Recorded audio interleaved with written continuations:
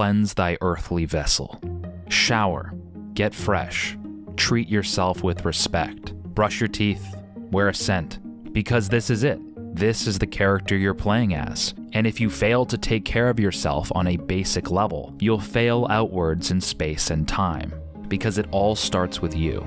Being clean and feeling fresh as a ritual will increase your self-perception over time. You'll be putting your best foot forward and will be signaling to your subconscious that you're worth taking care of. So even if Yellowstone erupts and the world descends into chaos and destruction, at least you'll smell good. Step 2. Order the kingdom. Clean your room. Deep clean your house.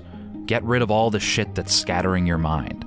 Refuse to live in a monument of filth, like an ever-present reminder of things left undone, because the space you occupy is an extension of yourself.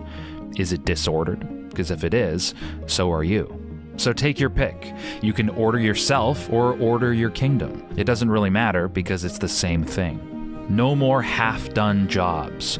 Go room to room and make things right. Make things beautiful. When you are clean, and your kingdom is too, then you'll feel like you have your shit together somewhat, and it will encourage you to bring that energy to the rest of your life. Start with you and the things that you have control over, and then venture forth. When you have your ducks in a row, then get out of the house. Rapunzel stayed in her tower because she was emotionally manipulated by a devouring mother. But what about you?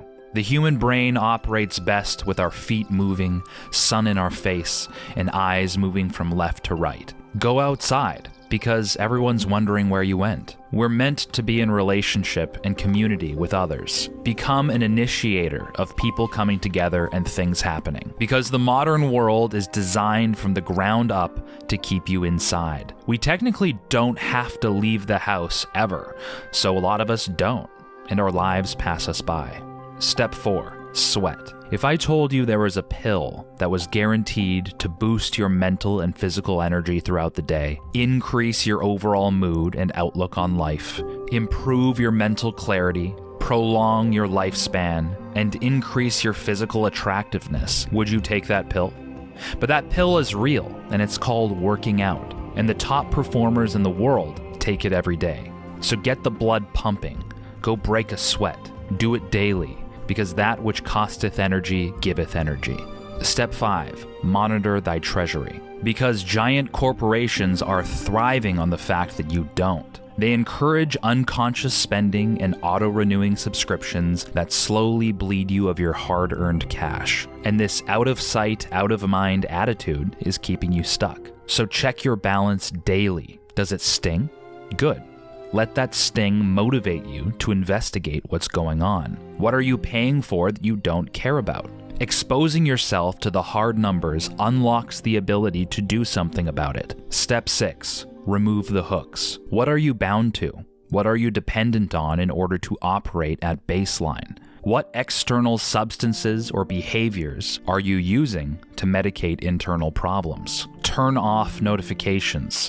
Stop getting pulled back into the cycle. Unsubscribe to email chains, unfollow Instagram accounts, remove things that constantly pull you back into mindless consumerism. Step 7. Strategize. Every military operation, political campaign, major corporation relies on a strategy to increase the chances of success. If you were tasked to run one of these entities and you showed up without a strategy, you'd be laughed out the door. But what about your life? Are you just floating through without a strategy, hoping you'll end up in a desirable place 5 years down the line? Well, I'm sorry to be the one to tell you, but things don't usually get better on their own. Even a man of faith would be a fool not to be proactive with the tools God has given him. For is sloth not a sin? So put the figures on the board. What do you want in life, and in what ways do you tend to fail achieving it? Develop a strategy based on the information you have available, and use this info to figure out the most effective way forward. You'd be surprised as to how monstrously effective even a basic strategy can be.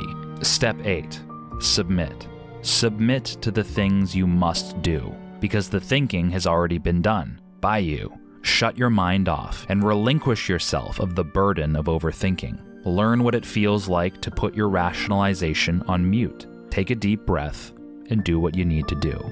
Trust the more authentic voice in your head and let it override your weaker self.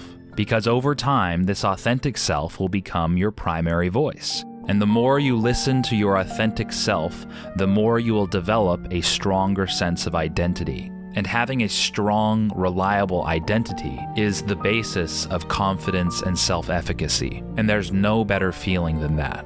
So, if you're beaten and battered and tired from the strife, then follow these 8 steps and unfuck your life.